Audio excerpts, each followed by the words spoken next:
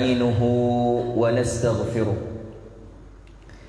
ونستهديه ونتوب إليه ونعوذ بالله من شرور أنفسنا ومن سيئات أعمالنا من يهده الله فلا مضل له ومن يضلل فلن تجد له وليا مرشدا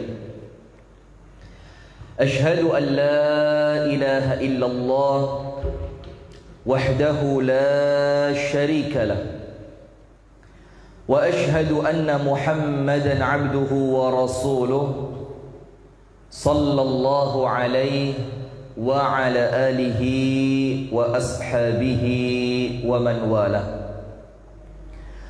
أعوذ بالله من الشيطان الرجيم يا أيها الذين آمنوا اتقوا الله حق تقاته ولا تموتن إلا وأنتم مسلمون اللهم أنت ربي لا إله إلا أنت خلقتني وأنا عبدك وأنا على عهدك ووعدك ما استطعت أعوذ بك من شر ما صنعت أبوء لك بنعمتك علي وأبوء بذنبي فاغفر لي فإنه لا يغفر الذنوب إلا أنت أصبحنا على فطرة الإسلام وعلى كلمة الإخلاص صلى الله عليه وسلم وعلى ملة أبينا إبراهيم حنيفا مسلما وما كان من المشركين إنا نسألك علما نافعا ورزقا طيبا وعملا متقبلا آمين يا رب العالمين.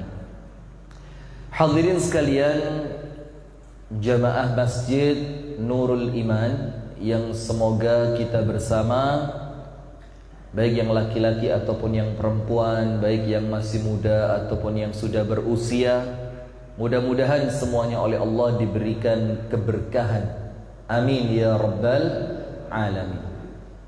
Puji dan syukur alhamdulillah tak lupa senantiasa kita haturkan kepada Allah atas semua nikmat yang Allah karuniakan kepada kita, di mana Allah Azza wa Jalla menunjukkan kepada kita, wa in ta'uddu ni'matallah la tuhsuha. Sekiranya kalian berusaha untuk menghitung nikmat yang Allah berikan, Allah menjamin kalian tidak akan mampu menghitungnya. Tapi alhamdulillah kita bersyukur kepada Allah, perintahnya bukan menghitung tapi mensyukuri. Dalam keadaan Allah menjamin dan Allah menjanjikan, la in syakartum la azidannakum. Setiap kita bersyukur kepada Allah, maka nikmat yang kita syukuri itu dijamin oleh Allah pasti ditambah. Setiap kita bersyukur, nikmatnya oleh Allah semakin ditambah. Maka tak lupa kami mengingatkan kepada diri kami pribadi dan kepada hadirin sekalian untuk senantiasa bersyukur, karena Allah Ta'ala mengatakan, wa qalilun min ibadiyasy syakur. Sedikit sekali, kata Allah, di antara hamba-hambaku itu mereka yang pandai bersyukur.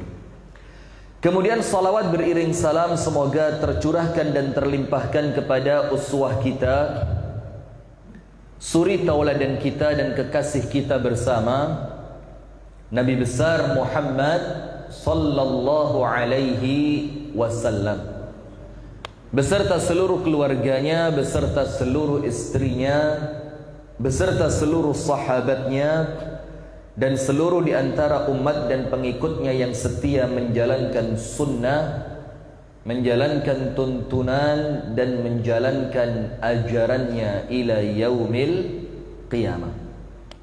Hadirin sekalian, di pagi hari ini insyaallah singkat saja ya, sambil kita menunggu waktu syuruk, karena termasuk di tempat kami di Jawa itu banyak yang salah faham tentang waktu sholat syuruk. Jadi waktu sholat syuruk itu bukan tulu kemudian sholat. Kan kalau kita ada jam digital ini, itu kan ada tulu ya. Tulu itu waktu matahari terbit. Nah, waktu matahari terbit itu adalah waktu yang terlarang sholat, tidak boleh sholat. Karena disebutkan dalam hadis yang sahih, ketika itu matahari sedang baru keluar, itu justru setan menancapkan tanduknya. Maka Rasulullah memerintahkan kita untuk sholat syuruk atau awal waktu duha itu 15 menit atau 10 menit setelah tulu.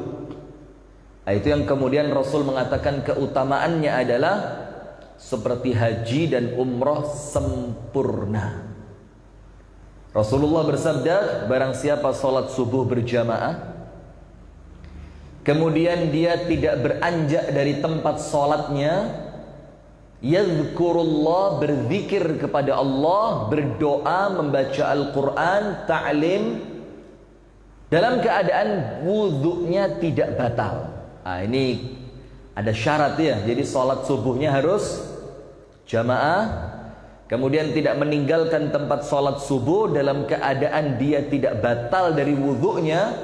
Kemudian ketika masuk waktu syuruk dia sholat sunnah 2 rakaat, maka Rasul mengatakan maka keutamaannya seperti orang yang haji dan umroh sempurna, tamah, tamah, tamah, sempurna, sempurna, sempurna. Para ulama menjelaskan sempurna 3 kali ini. Itu yang pertama mereka mengucapkan karena Rasul menjamin pahalanya betul-betul sempurna.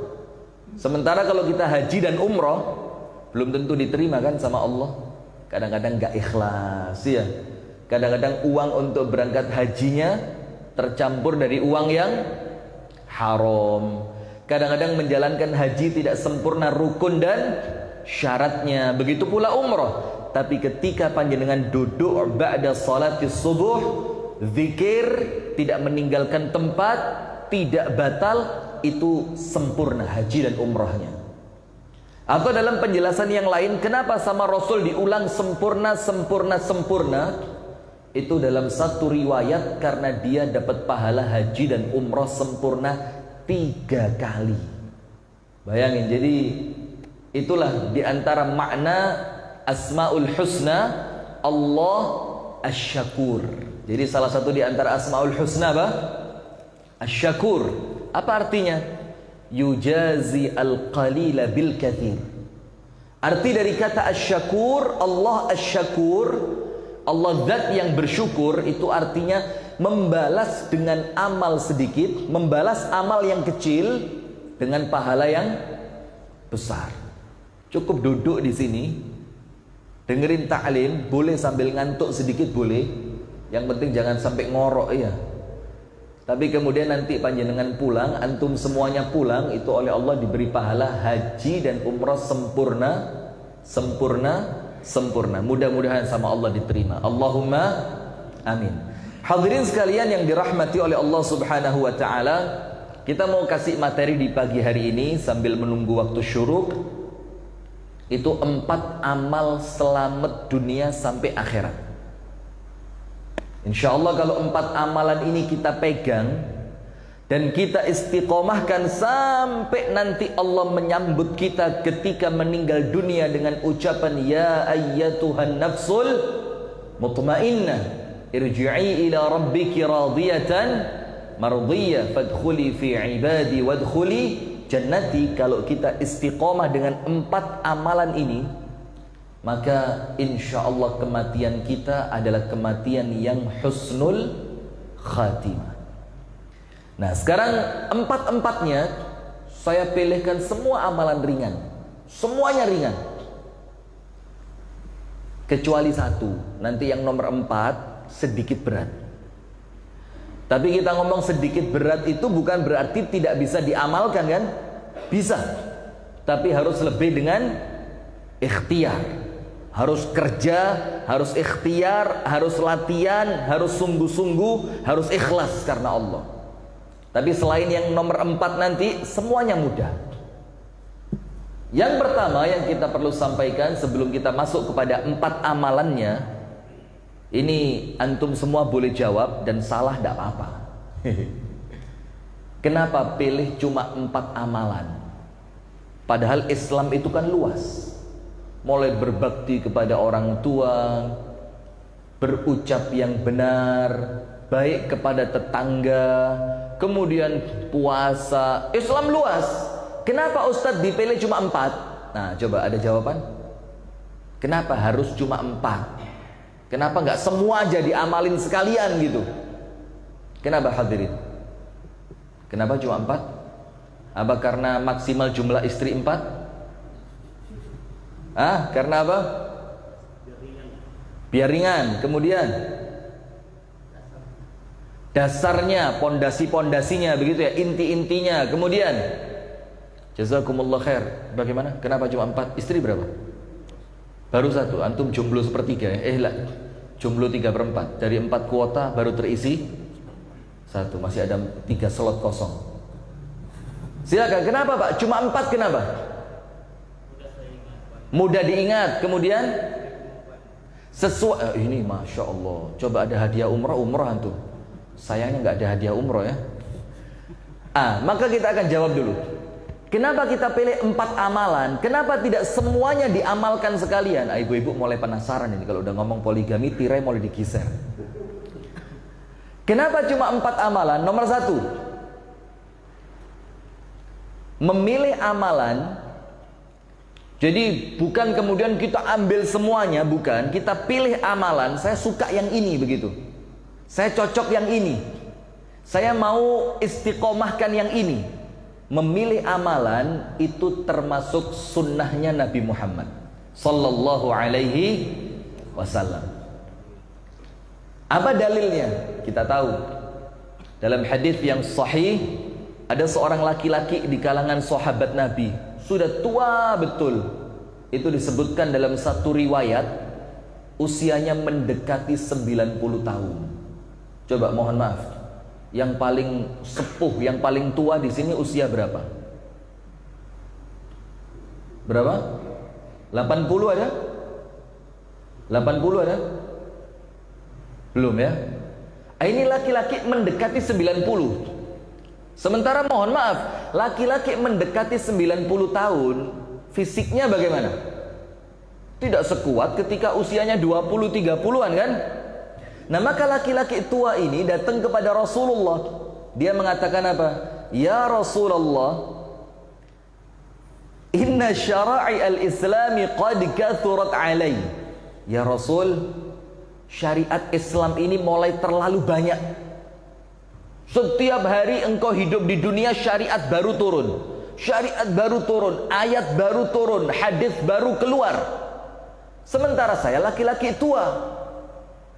Apabila seluruhnya harus saya amalkan, maka saya tidak mampu. Coba lihat. Jadi di zaman Nabi, Pak, Islam itu begitu nampak mudah. Zaman kita ini Islam susah ini. Sampai saya ingat sekali, pertama kali saya pulang dari pesantren, itu saya lihat nenek saya sholat duha. Kemudian saya kritik, Mi, sholatnya salah. Saya bilang, wih. Karena waktu itu nenek saya, ya biasa kan, kalau sabuk putih itu kan senengannya cari lawan. Sabuknya baru putih, baru pulang pesantren 1 semester pertama, itu saya bilang nenek saya, itu tahiyat, itu jarinya yang benar dinaikkan mulai awal, bukan nunggu asyhadu. Ini biasa sabuk awal ya, sabuk putih, masih kepingin unjuk kekuatan. Udah, nenek saya nurut. Oh ya udahlah, ikut dia. Kemudian sholat duha lagi, kan sholat duha 2 rakaat. Saya kritik lagi, Mi, salah.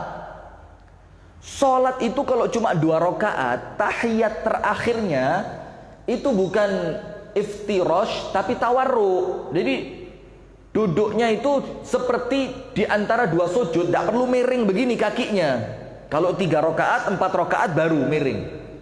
Nenek saya ikut lagi. Oh iya sudah, karena ini cucu barusan pulang pesantren, dianggapnya pinter. Sudah, sholat lagi, saya kritik lagi, Mi. Kalau tahiyat itu jarinya nggak lurus begini, tapi jarinya harus ada goyang-goyangnya. Lama-lama nenek saya nggak kuat. Dibilang apa? Nak, kok Islam jadi susah begini ya? Zaman saya dulu nggak ada Islam susah. Wes yang penting sholat gitu loh. Kok sekarang saya jadi mikir, oh iya ya. Kok semakin lama Islam semakin sulit. Ini bukan Islamnya yang sulit, kita yang sulit. Gini nggak boleh, gitu nggak boleh, harus begini duduknya. Udah, ini laki-laki di zaman Nabi bingung. Ya Rasul, ini syariat tiap hari semakin turun. Sementara saya sudah tua, nggak bisa saya mengamalkan semuanya. Terus bagaimana? Lihat, apa laki-laki ini katakan? Faj'al li amalan atashabbathu bih. Maka ya Rasul, pilihkan untuk saya satu saja. Nggak usah banyak. Pilihkan berapa? Satu. Amalan yang amalan itu untuk mengejar amal yang lain yang tidak mampu aku amalkan. Wah, ini dia minta satu, tapi kena semua. Yang lain-lain yang saya tidak mampu, puasa saya tidak kuat, sholat tahajud saya nggak kuat, atau bahkan berangkat jihad saya tidak kuat, maka saya bayar dengan satu amalan itu. Apa amalannya ya Rasul? Apa Rasul katakan? Ij'al lisanak ratban min dzikrillah. Jadikan lisanmu senantiasa basah dengan apa? Zikir. Nah, maka kenapa kita pilih amalan? Karena itu sunnah Nabi. Ini laki-laki milih amalan di hadapan Nabi, dan dia minta amalannya itu siapa yang pilihkan? Nabi Muhammad. Maka kenapa kita pilih-pilih amalan? Nomor satu, karena memilih amalan termasuk sunnah Nabi. Nomor dua, kenapa harus dipilih 4 ustadz? Kenapa nggak semuanya Islam diamalkan sekalian? Lihat, antum semua dan saya itu kemampuan kita dalam beramal tidak sama. Betul apa enggak? Betul apa enggak? Sampai Al-Imam Malik bin Anas mengatakan apa? Innallaha yaqsimul a'mal kama yaqsimul arzaq. Allah itu membagi kemampuan beramal sebagaimana Allah membagi rezeki. Betul apa enggak? Jadi nggak sama. Contoh, ada orang kuat sholat tahajud, istiqomah sholat tahajud, tapi tidak pernah puasa sunnah. Ada apa enggak? Ada. Karena Allah mudahkan dia untuk bangun malam, sementara Allah tidak berikan dia kekuatan lapar. Nggak kuat lapar. Lapar resek dia kalau lapar. Pusing dia. Kalau lapar itu ngelihat istri kayak setan gitu. Wah, susah dia. Tapi sholat tahajud kuat. Ada yang lain, sholat tahajud nggak kuat, puasa sunnah nggak kuat, tapi masya Allah rajin baca Al-Quran. Ada yang lain lagi, sholat tahajud nggak kuat, puasa sunnah nggak kuat, baca Al-Quran nggak bisa. Ternyata ini orang rajin bersedekah. Masya Allah. Jadi Allah itu berikan kepada kita ini masing-masing kemampuan amal, yang pada amal itu kita bisa maksimal. Maka jangan sibuk melihat amal orang lain, tapi fokus menggali kemampuan kita di mana. Setuju apa enggak? Saya kasih contoh. Antum tahu Imam Malik? Itu kan gurunya Imam Syafi'i. Hebatnya luar biasa. Hebatnya luar biasa. Tapi antum tahu enggak, satu amal yang Imam Malik tidak mampu amalkan, dan itu menjadikan Imam Malik di awalnya nampak aneh di mata murid-muridnya. Ini bagaimana ini? Seorang guru, seorang alim, orang yang ilmunya luar biasa. Ternyata Imam Malik disebutkan dalam sebagian riwayat tidak pernah sholat tahajud. Masya Allah. Jadi sama teman-teman Makassar, ini lewat Imam Malik ya. Antum sholat tahajud kan? Ya minimal 11 rakaat lah. Wajah seperti antum ini nampak tadi malam tahajudnya minimal 11. Amin.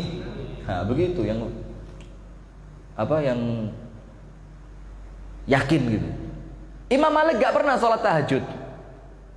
Lama-lama muridnya kaget. Gimana ini?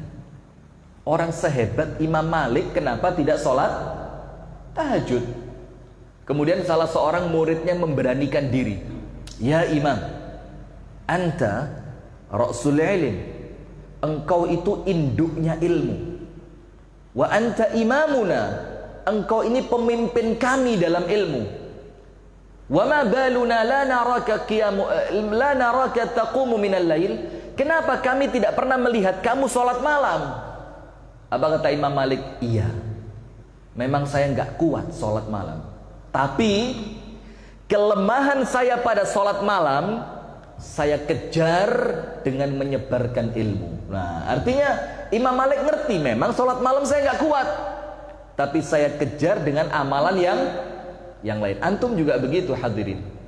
Jadi jangan kecil hati ketika ngelihat orang lain satu hari bisa baca Al-Quran 10 juz, ngelihat orang lain sedekahnya bisa sampai 10 juta, ngelihat orang yang lainnya bisa puasa bukan cuma puasa Senin Kamis, tapi puasa Daud. Gak usah pusing.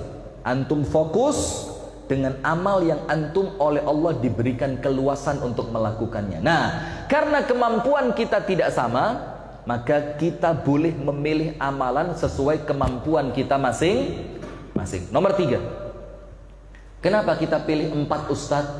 Ini belum amalannya loh, ini baru muqaddimah, ini aman ya. Kenapa ustadz harus pilih 4? Gak semuanya diamalkan. Ingat, dalam setiap amal yang kita lakukan, yang Allah lihat itu bukan besar atau kecilnya. Betul apa enggak? Karena kalau yang dilihat sama Allah besar atau kecilnya, nampaknya Allah tidak adil. Karena tidak semua orang Allah berikan kemampuan untuk melakukan amal yang besar. Dari amalan itu yang Allah lihat bukan berat atau ringannya. Karena kalau yang dilihat berat atau ringannya, nampaknya Allah tidak adil. Karena tidak semua orang mampu melakukan amalan yang berat. Betul tidak? Nah, tapi karena keadilannya Allah, dari amal yang kita lakukan, yang Allah lihat apa? Istiqomahnya. Maka ada keluar satu hadis, ahabbul a'mali ilallahi ta'ala adwamuha wa in qalla. Amal yang paling Allah cintai itu amal yang rutin dilakukan walaupun cuma sedikit, walaupun amalan itu kecil. Nah, maka untuk istiqomah, maka kita perlu menyesuaikan waktu, kemampuan yang bisa kita amalkan. Amal apa yang saya bisa istiqomah?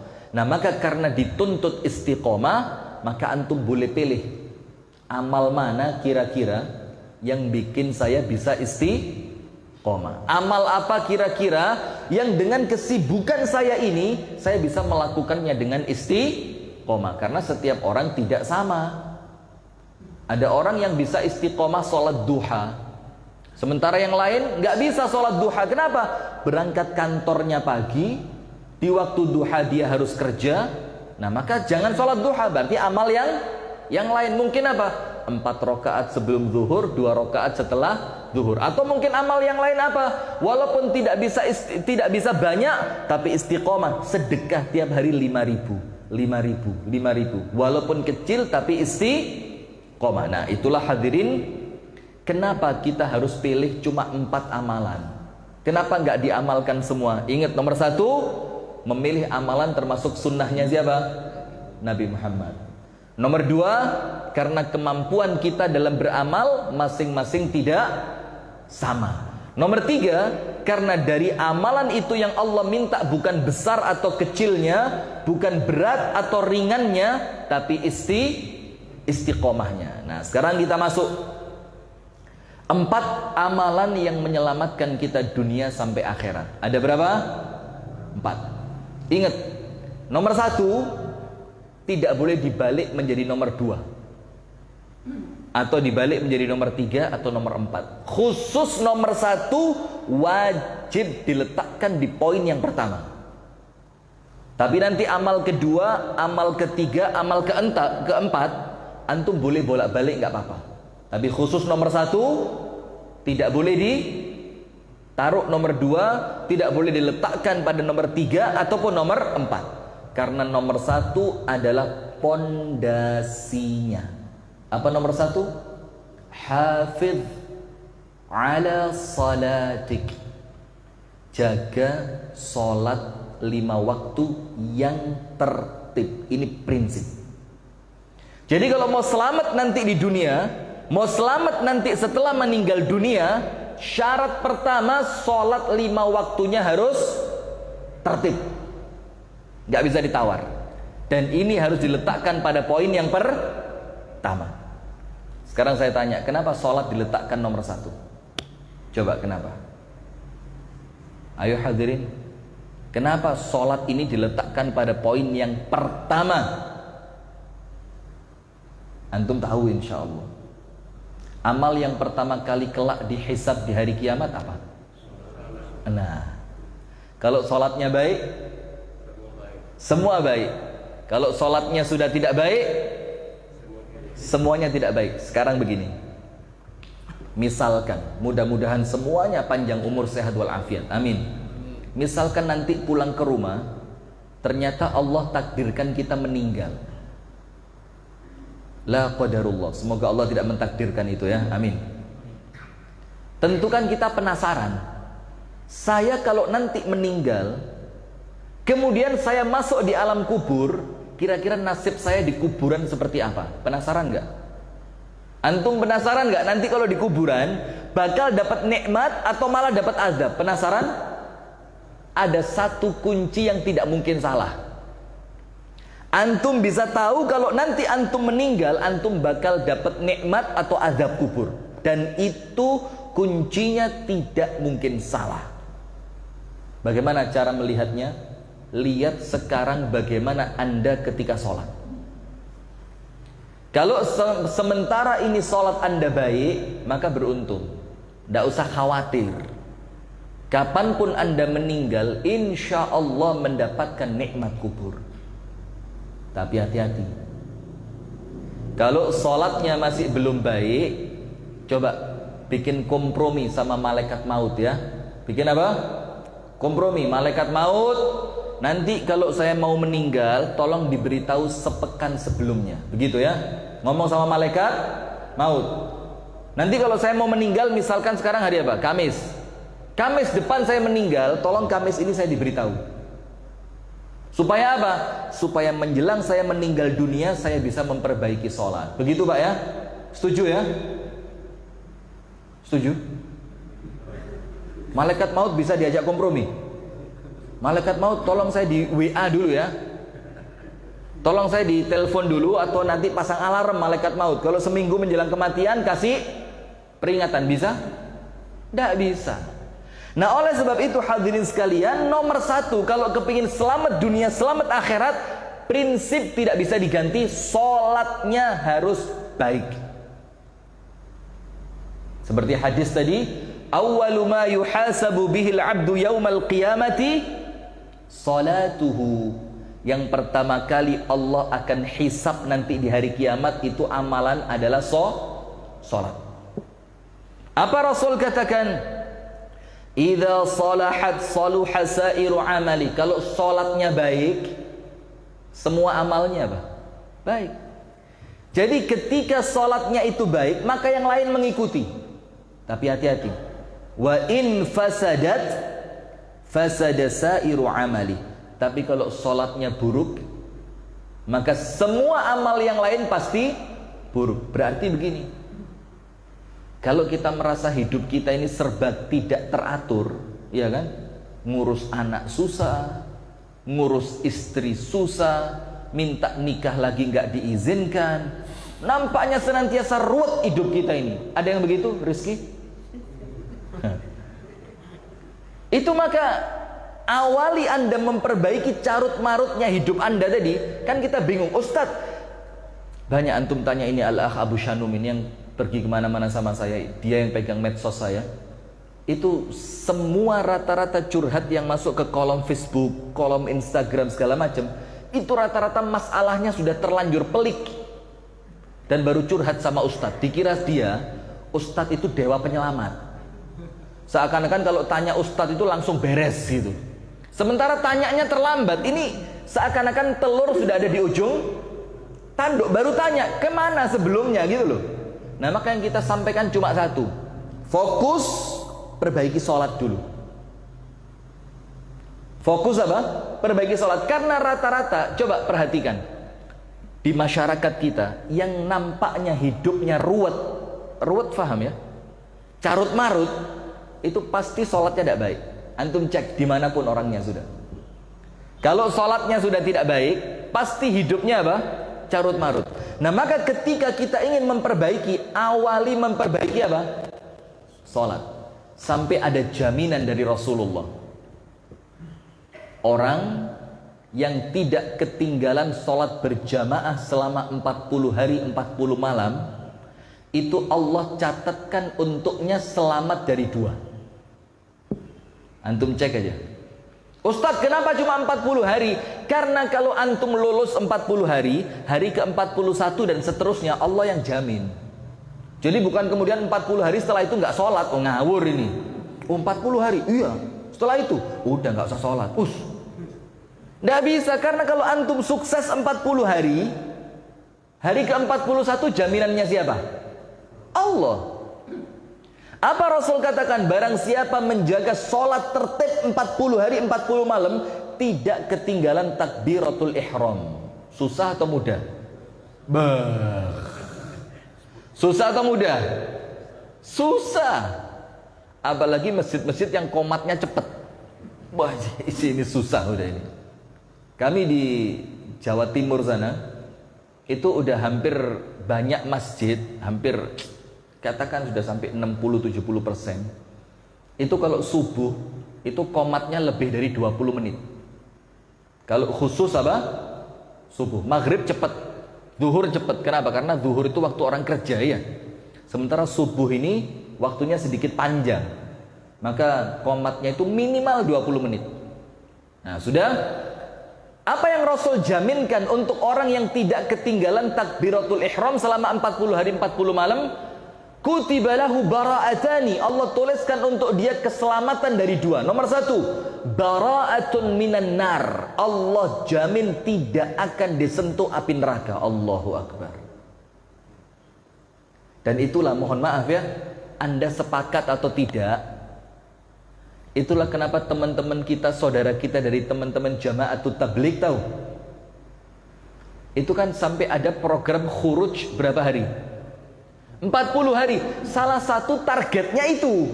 Jadi jangan, oh 40 hari meninggal istri. Emang si istrimu udah tua, coba saya masih cantik. Gak bisa. Programnya apa? Salah satunya supaya mereka bisa tertib sholat, tidak ketinggalan imam takbiratul ihram selama 40 hari. Kenapa? Jaminannya berat, Pak. Allah jamin selamat dari sentuhan api neraka. Itulah kenapa berat. Karena bayarannya juga besar. Nomor 2, bara'atun minan nifaq. Allah selamatkan dia dari sifat munafik. Munafik ini bahaya apa enggak? Bahaya. Dan itu kami punya guru di Malang, Ustadz Abdullah Hadrami. Itu kalau pengajian mesti di awal beliau bilang apa ke panitia? On time. On time, harus on time. Ada jamaah datang, nggak ada jamaah datang, yang penting on time, tepat waktu. Kita tanya, kenapa seketat itu? Jawabannya beliau apa? Karena orang yang terbiasa tidak tepat waktu, itu ciri munafik. Senantiasa kalau berjanji apa? Mengingkari. Janji jam 7, coba sekarang orang nikahan bagaimana? Undangan pernikahan jam 10, acara dimulai jam berapa? Karena antara yang ngundang dan yang diundang sama-sama tahu jam berapa? 10. Paling enggak jam 11 baru mulai. Yang punya acara juga sama. Ketika dia pikir acaranya jam 11, dia bilang, "Ana tulislah jam 10." Karena kalau anak tulis jam 11, jam 1 baru mulai.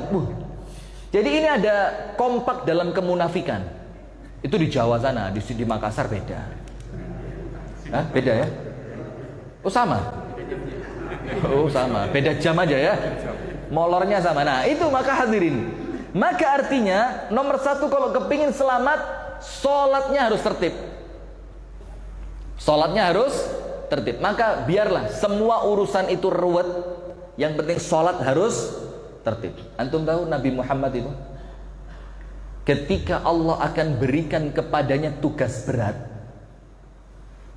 yang Allah tahu tugas ini pasti berat, maka oleh Allah dalam keadaan Allah kepingin tugas berat ini sukses, maka Nabi Muhammad ditreatment oleh Allah dengan apa?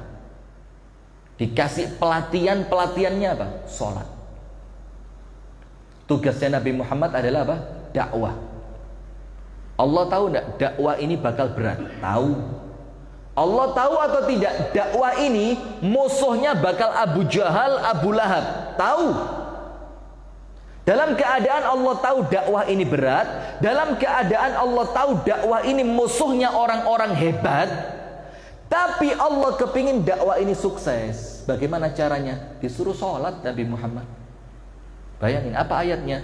Ya ayyuhal muzzammil qumil laila illa qalila nisfahu aw inqus minhu qalila aw zid alayhi warattilil qur'ana tartila inna sanulqi alayka qawlan thaqila.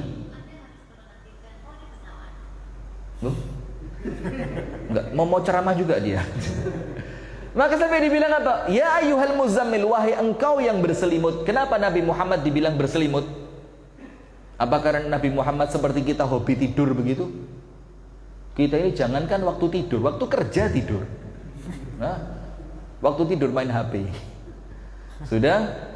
Nabi Muhammad SAW oleh Allah dibilang, ya ayyuhal muzammil, wahai orang yang berselimut. Kenapa berselimut? Karena sebelumnya pulang dari gua Hira, mendapatkan wahyu yang pertama dari malaikat Jibril itu Iqra bismi rabbikal ladzi khalaq. Ketika Nabi Muhammad pulang, Nabi Muhammad merasa apa? Kedinginan, betul kan?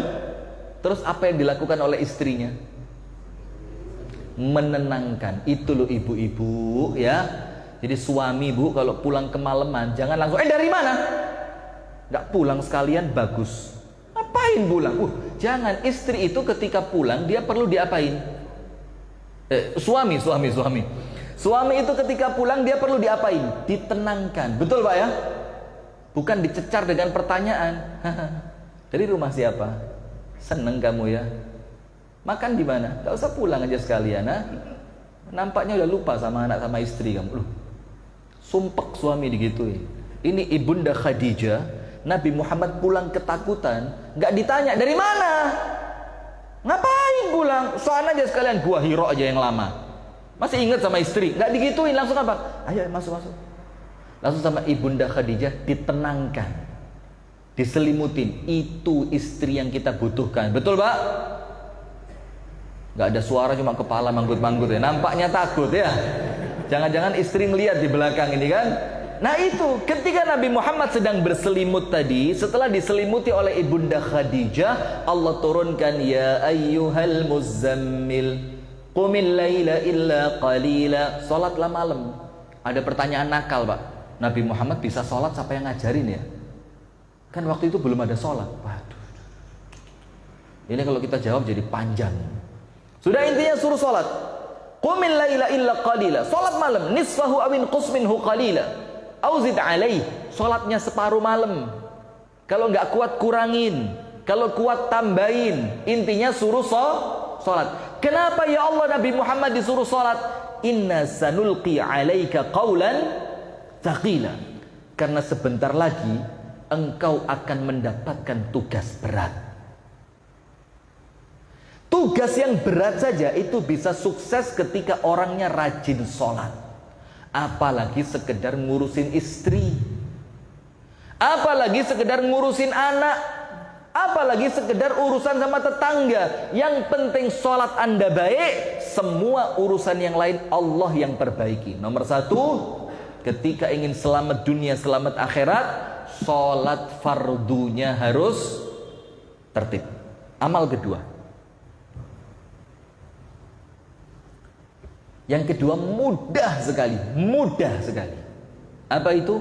Iqra'il Qur'an walau ayah.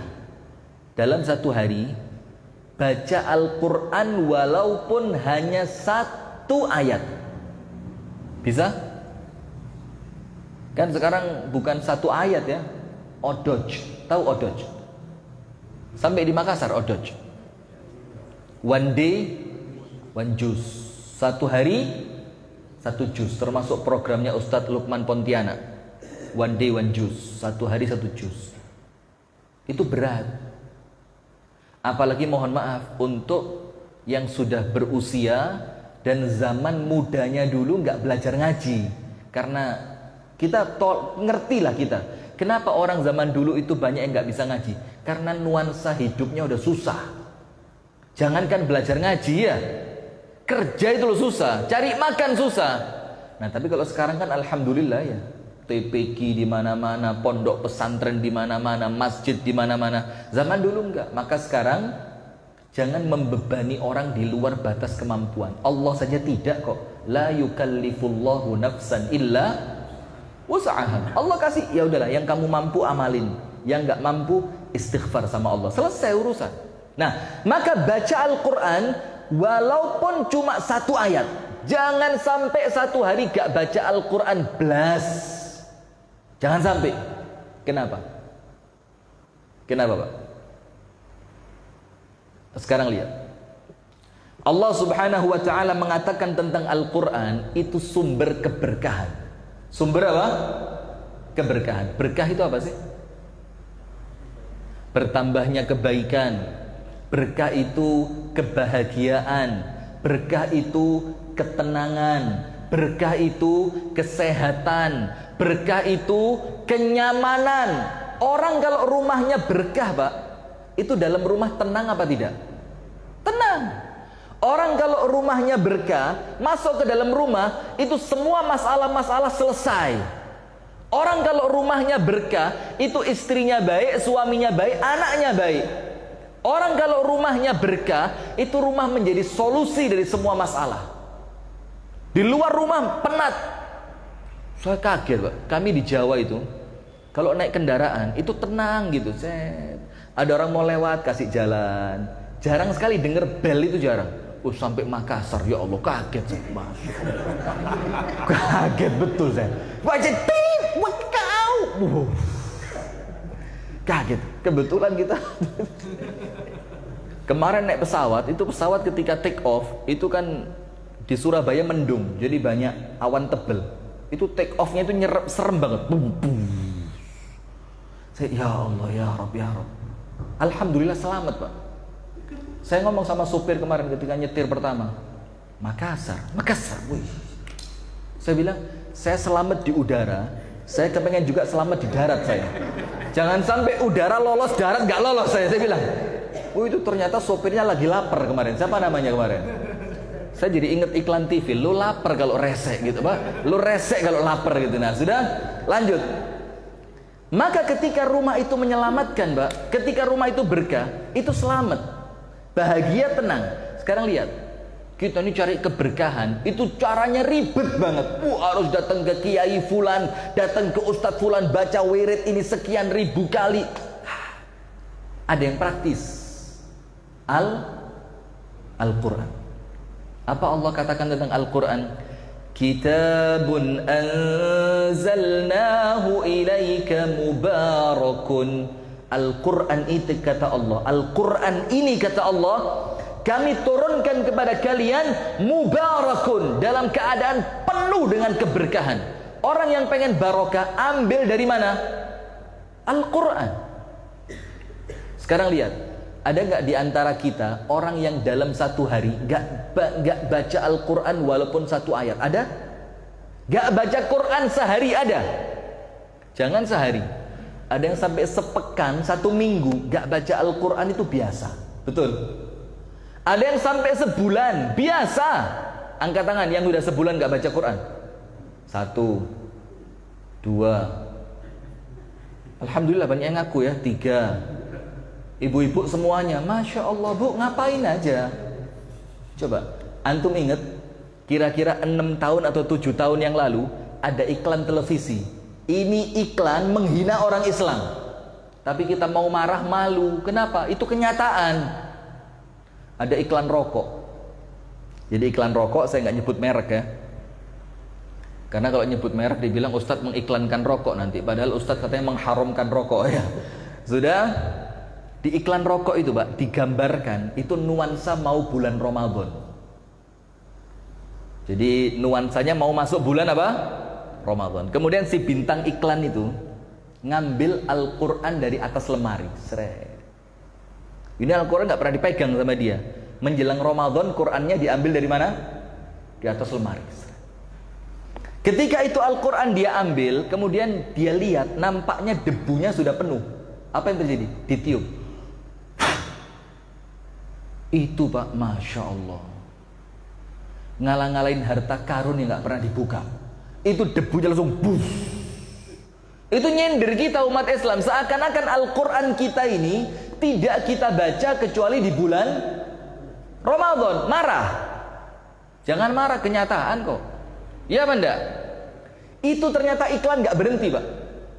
Setelah Ramadannya selesai 4 atau 5 hari setelah Idul Fitri, itu iklan rokok yang sama dengan bintang iklan yang sama, tapi melakukan hal yang berbeda, tapi sama Pak, menghina kita umat Islam. Tapi kita mau marah, malu. Kenapa? Itu kenyataan. Apa iklannya Pak? Si bintang iklan ini gulung sajadah. Jadi sajadahnya dia diapain? Digulung, dirapiin, dimasukin plastik, diletakkan di atas lemari. Tulisannya apa? Sampai jumpa Ramadan tahun depan. La haula wala quwata illa billah. Kok bisa hidup orang model begini ya? Nah maka hadirin sekalian, ini Al-Quran barokah. Maka ikhtiarkan, jangan ditinggalkan sama sekali. Saya mau tanya, kenapa ada orang gak baca Quran dalam seminggu? Tenang hatinya, biasa. Kenapa? Bukan dia tidak mampu baca Al-Quran, tapi Al-Quran tidak mau dia baca. Hati-hati nih Pak. Jadi orang yang tidak bisa baca Al-Quran dan tidak mau membaca Al-Quran dan sampai merasa tidak punya waktu baca Al-Quran, itu bukan dia yang tidak mau baca, tapi Al-Quran yang enggan untuk dibaca oleh orang semacam dia. Faham gak itu? Begitu. Karena Al-Quran itu kan keutamaannya besar.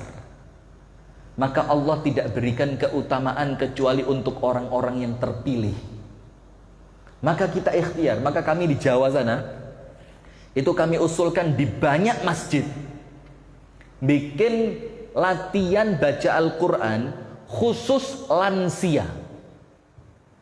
Harus, misalkan kelas pertama di atas 50 tahun, kelas kedua di atas 60 tahun. Kenapa tidak dicampur anak muda? Karena kalau dicampur anak muda, yang tua malu. Betul gak Pak? Kalau yang tua itu kan ro itu kebalak-balik. Kadang-kadang ngomong dot itu hurufnya belum keluar, giginya lepas duluan. Dot. Maka kalau nggak dipisah, ini bahaya ini. Maka bikin halakoh belajar Quran itu suruh pilih sendiri. Kamu mau sekelas sama siapa? Gitu. Nanti kalau dia pilih teman-teman akrabnya, dia nggak malu. Tapi kalau campur anak kecil, itu anak kecil ngeledekin biasanya. Dot, dia bilang, dot, kata anak kecil, dot. Nanti ya lama-lama yang tua-tua malas. Ini anak kecil, ya Allah bikin masalah ini. Maka saya kasih cerita Pak. Ini cerita kisah nyata. Kejadian kepada Asy-Syaikh Ali At-Tantawi. Syekh siapa? Ali Tantawi. Ada anak muda datang kepada Syekh Ali Tantawi setelah sholat Jumat. Setelah sholat Jumat. Kemudian anak muda itu ngomong begini, ya Syekh, tolong saya diberi satu amalan supaya saya ini punya waktu luang. Punya waktu apa? Luang. Syekhnya kaget, tuh sesibuk apa kamu ini? Kemudian anak muda itu bilang, ya Syekh, saya ini kerja di 2 tempat. Sampai hari libur, saya nggak bisa jalan-jalan sama anak, sama istri saya nggak bisa. Jangankan jalan-jalan, makan bersama itu saya nggak punya waktu. Kaget Syekhnya. Sesibuk itu kamu? Iya Syekh. Karena saya kerja di 2 tempat. Terus Syekhnya bilang, ya udah, kamu mau amalan? Mau. Tujuannya apa? Supaya saya punya waktu kosong minimal dalam 1 pekan saya bisa makan bareng anak dan istri saya 1 kali aja. Ya udah, siap. Apa amalannya? Iqra'il Quran rubu' sa'ah qabla dawam. Baca Al-Quran 1/4 jam sebelum berangkat kantor. Apa amalannya? Baca Al-Quran berapa menit? 1/4 jam sebelum berangkat kerja. Ini anak muda ngamuk, dia marah. Iya Syekh, saya ini nggak punya waktu. Lah kok ditambahi baca Quran, tambah habis waktu saya. Apa kata Syekhnya? Udah, jangan teriak-teriak. In syi'ta faf'al wa in ma tasha' la taf'al. Kalau kamu mau amalkan, kalau nggak mau ya sudah. Wong kamu sendiri yang tanya kok, dijawab marah. Ya udah. Besok hari Pak, itu anak muda bangun lebih cepat. Kerja keras dia. Ya apa caranya supaya sebelum berangkat kerja saya bisa baca Al-Quran berapa menit?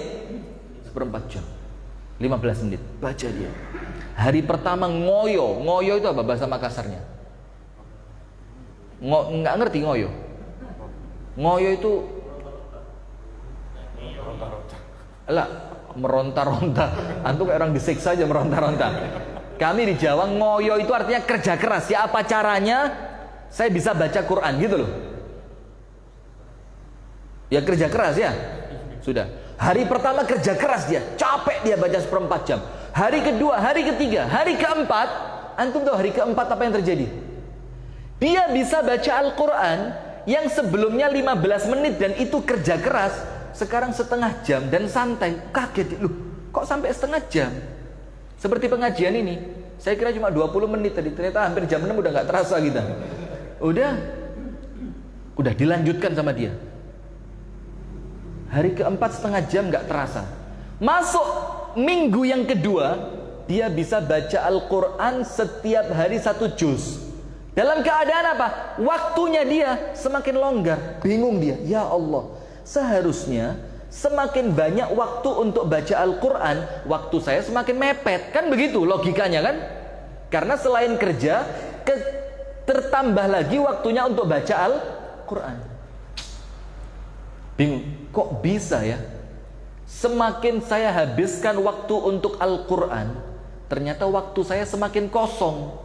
Padahal pekerjaan saya nggak berkurang, pekerjaan sama, tapi kenapa ditambahi Al-Quran waktu saya semakin kosong?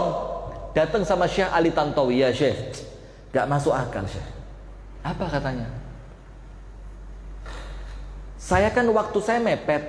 Diceritain hari pertama, kedua, ketiga, keempat, itu saya baca Al-Quran itu nyempetin. Hari kelima sampai 1 minggu pertama saya bisa baca 1 juz, baca setengah jam dan nggak terasa. Hari ke-8 sampai pekan kedua sampai hari ini saya bisa baca 1 juz dan waktu saya longgar. Apa ini rahasianya? Seharusnya kan semakin banyak baca Al-Quran semakin sempit waktu saya. Apa kata Syekh Ali Tantowi? Itulah barokahnya Al-Quran. Apa maksudnya? Dengerin Pak, dengerin. Ini serius dan ini penting. Pekerjaan yang seharusnya selesai dalam waktu 1 jam, itu karena barokahnya Al-Quran, itu pekerjaan yang sama bisa selesai dalam waktu 30 menit. Coba. Pekerjaan yang seharusnya selesai 30 menit, karena barokah Al-Quran yang kamu baca di waktu pagi, itu bisa selesai hanya dalam waktu mungkin 5 menit, 10 menit. Terus sisa waktunya untuk apa? Ya terserah kamu. Itu loh Pak. Jadi ketika kita baca Al-Quran di setiap hari kita, maka waktu kita itu oleh Allah diberi apa? Barokah. biasa istri satu itu udah nggak telaten ngadepinnya, itu karena barokahnya Al-Quran, istri 3 pun bisa aman. Betul Ustaz? Betul Bapak-bapak? Oh, Anda senyum-senyum nggak berani ngomong. Ustaz, istri di belakang.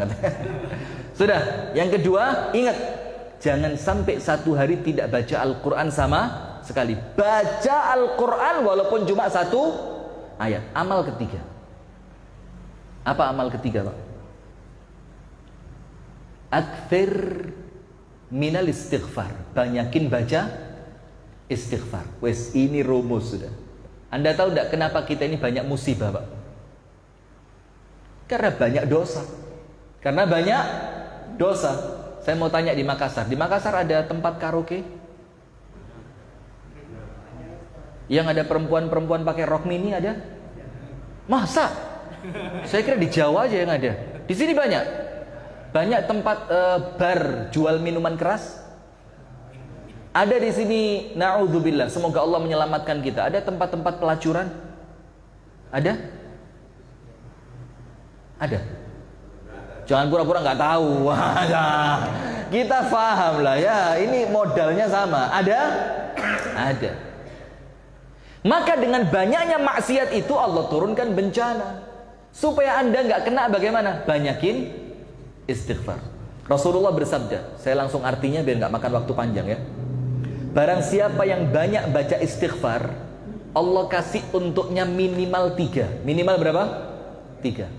Sebelum kita lanjutkan, saya mau tanya, banyak itu berapa? Barang siapa banyak membaca istighfar, tunggu dulu, banyak itu berapa? Jangan-jangan standar banyaknya berbeda. Banyak itu berapa? Berapa? Oh, tidak terhitung, susah. Nggak ada standarnya dong. Berapa? Berapa? 100. Oh, pelit kali. Berapa? 10.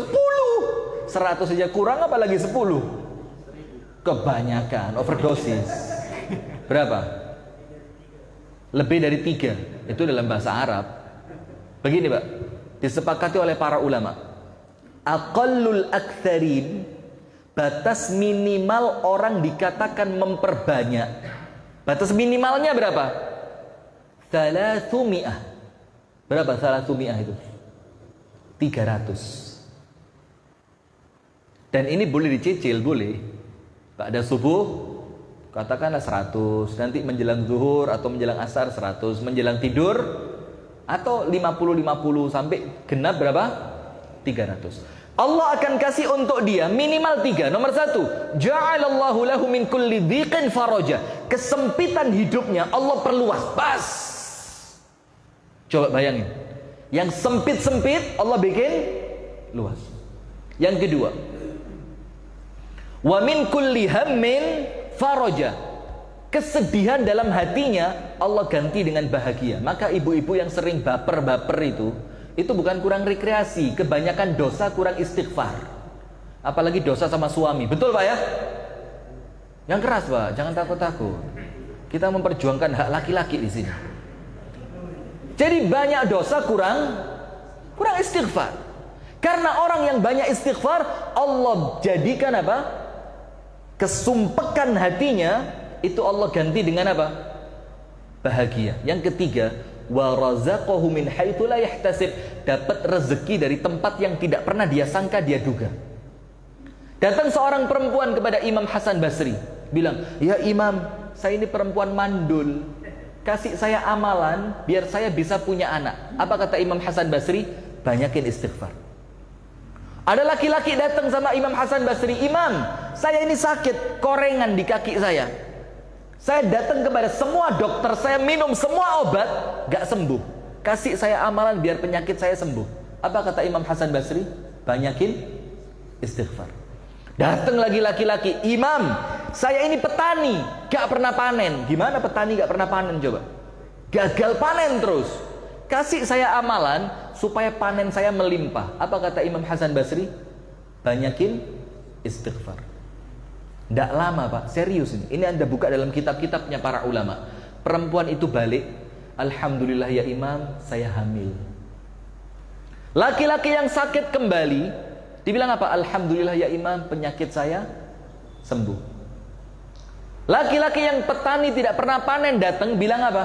Alhamdulillah ya imam, panen saya bertahun-tahun yang gagal, Allah ganti semuanya tahun ini melimpah. Muridnya Imam Hasan Basri kaget. Ya imam, adwa mutanawwi'ah, wada' wahid. Oh, penyakitnya macam-macam, obatnya cuma satu. Anda nanti pulang silakan dibuka surat Nuh. Surat apa? Nuh. Nanti tanya sama imamnya tadi. Masya Allah, suara antum tabarakallah zen. Apa Nuh mengatakan? Wa qultu astaghfiru rabbakum innahu kana ghaffara yursilis samaa'a 'alaikum midrara wa yumdidukum bi amwalin wa banin wa yaj'al lakum jannatin wa yaj'al lakum anhara.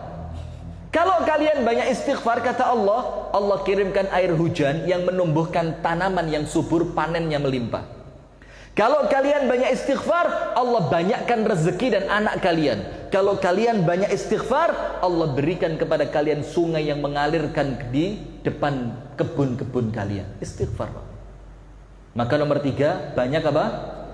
Istighfar. Terakhir, penutup. Apa penutupnya? Amal keempat. Nomor 1, sholatnya yang tertib. Dengar azan, sholat. Nomor 2, baca Al-Quran setiap hari walaupun cuma 1 ayat. Karena Al-Quran itu pemberi syafaat untuk orang yang senantiasa membacanya kelak di hari kiamat.